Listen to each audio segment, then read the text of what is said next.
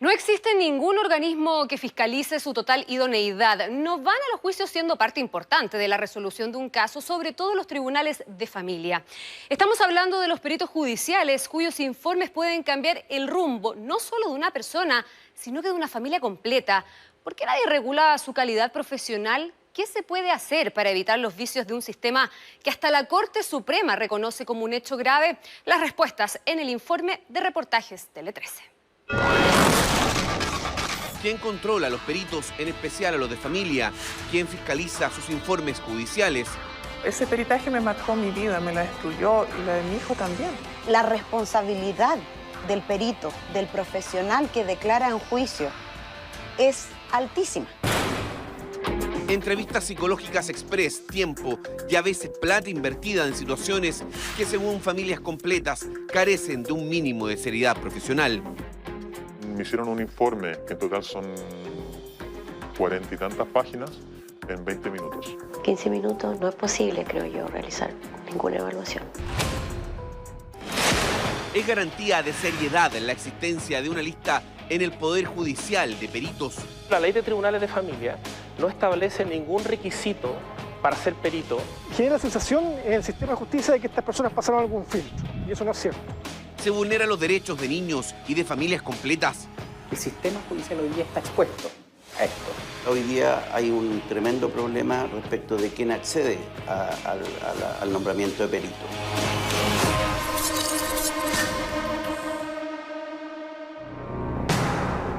Acordamos resguardar su identidad. Ignacia estudia los últimos ramos de una carrera universitaria, estuvo casada y tiene un hijo. Mi ex marido me solicitó la custodia de mi hijo. Nos enfrentamos a un juicio y en ese juicio nos tuvieron que evaluar psicológicamente y psiquiátricamente.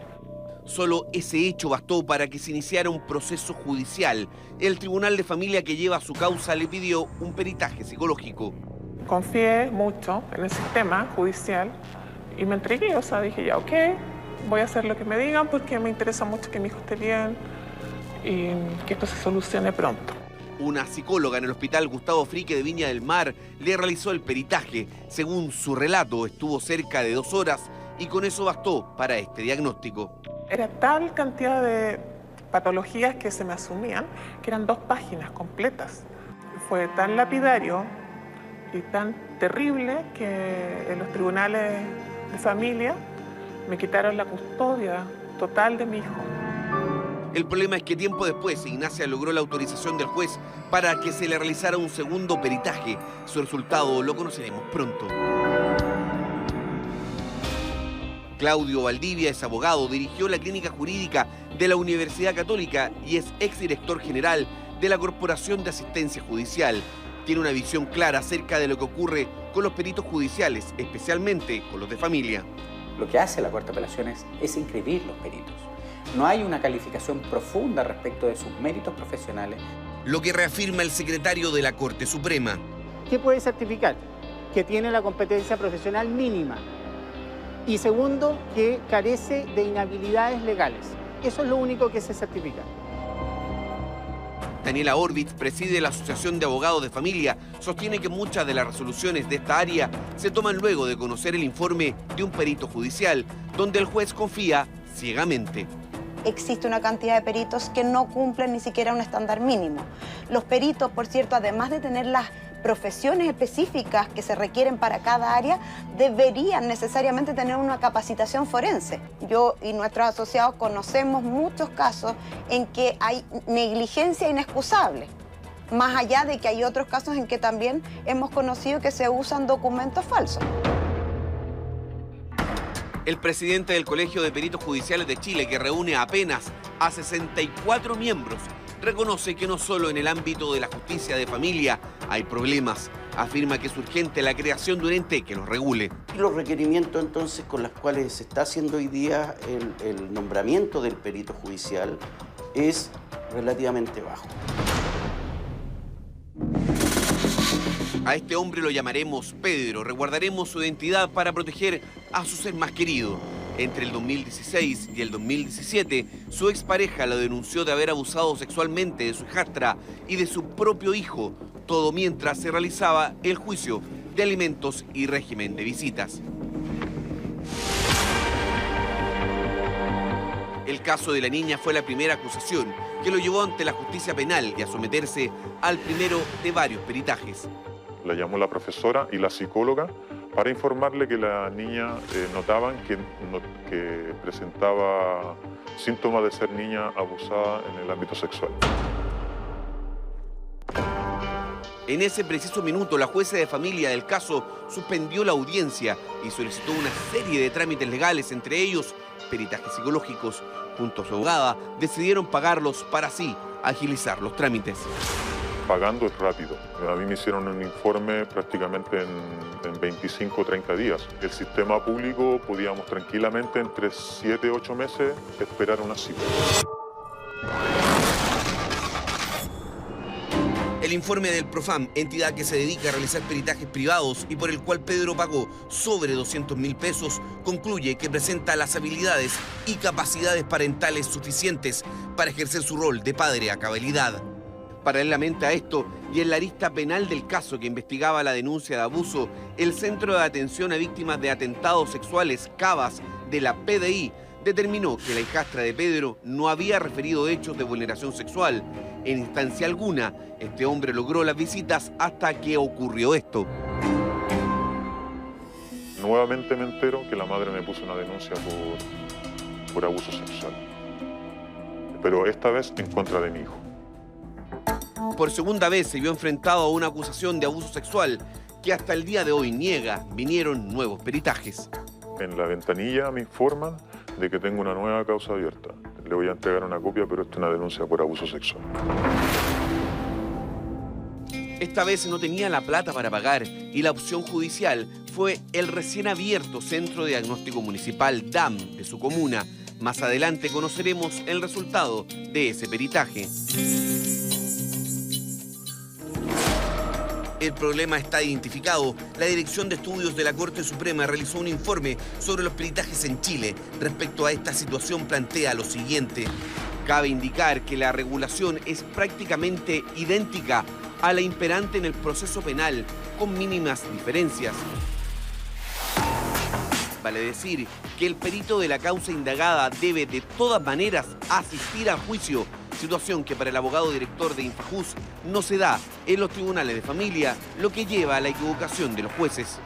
Piensa tú que en el sistema procesal penal, aquí al lado, en el Centro de Justicia, el peritaje siempre es al perito exponiendo en el tribunal, ¿no? En la imagen de la película. En cambio, en familia, el peritaje muchas veces es simplemente el papelito. Y al papelito yo no le puedo hacer preguntas. Los temas de familia son demasiado delicados para depender de peritos cuya idoneidad no está chequeada por algún ente regulador. Figurar en la lista de peritos no significa que el Poder Judicial está contratando al perito. El perito que figura en la lista no recibe ninguna remuneración del Poder Judicial ni del Estado. El secretario de la Corte Suprema es categórico. Como organismo del Estado no tienen facultad para hacer una revisión de idoneidad de quienes se presentan como peritos. No podemos seleccionar a los mejores. No es competencia del Poder Judicial seleccionar a los mejores.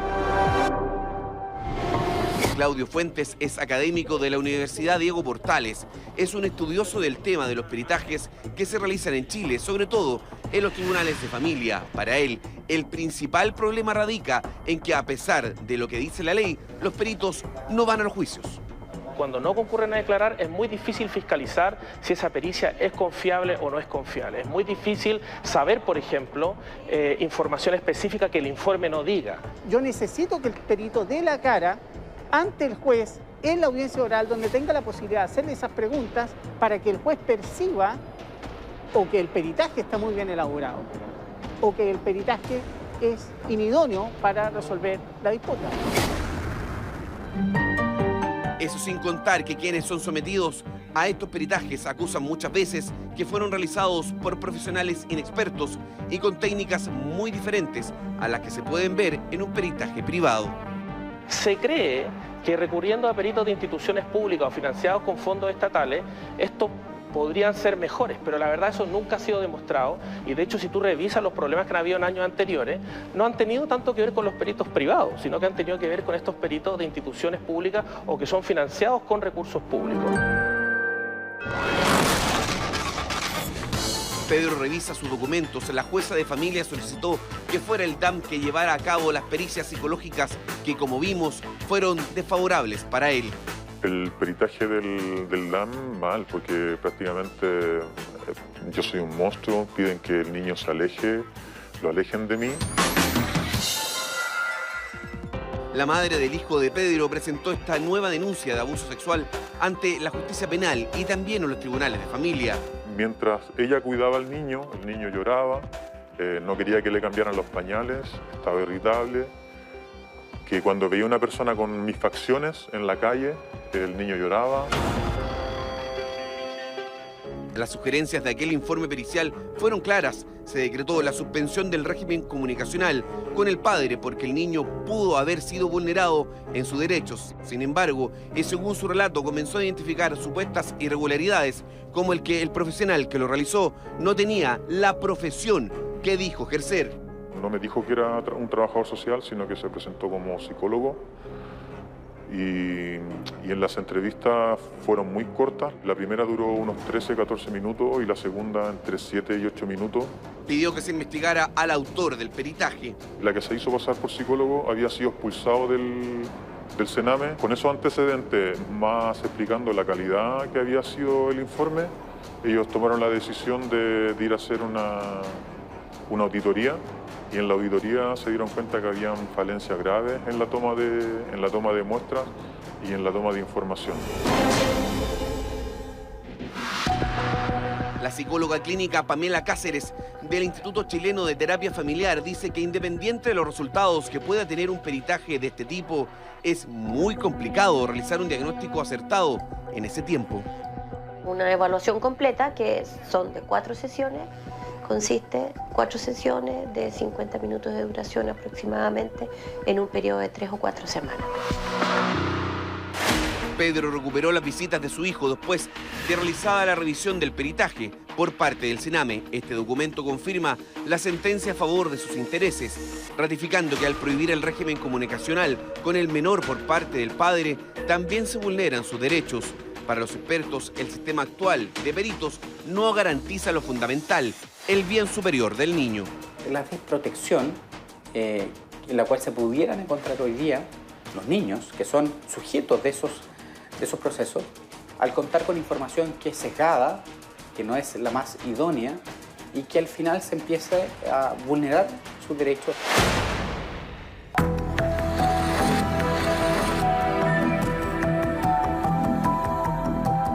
En los tribunales de familia me quitaron la custodia total de mi hijo. Y eso ha sido lo más terrible que me ha pasado. ¿Hace cuánto tiempo que te quitaron a tu hijo? Van a ser 4 años. 4 años.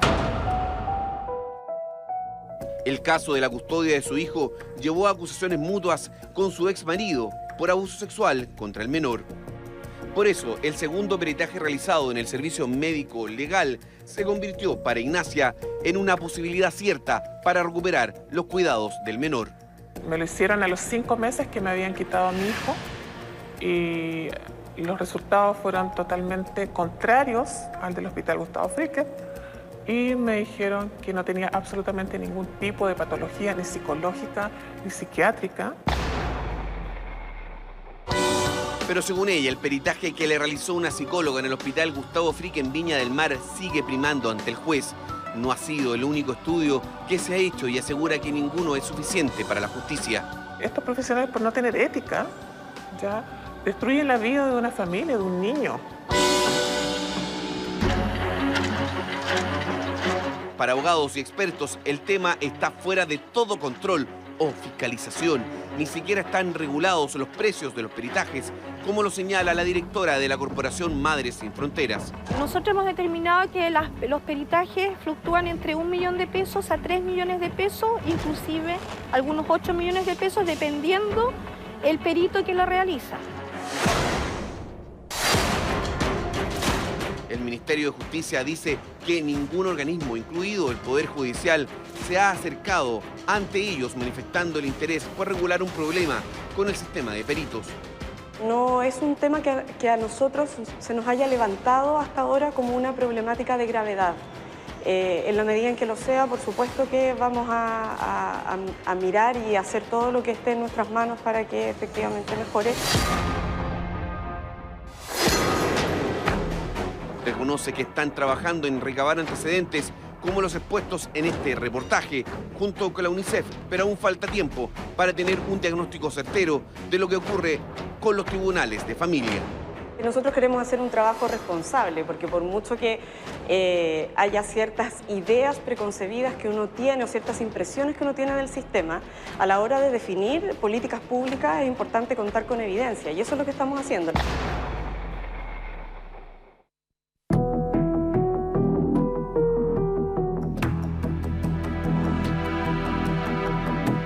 Yo al menos espero verlo. Es lo único que puedo decir. Porque a esta altura recuperar a mi hijo es un sueño.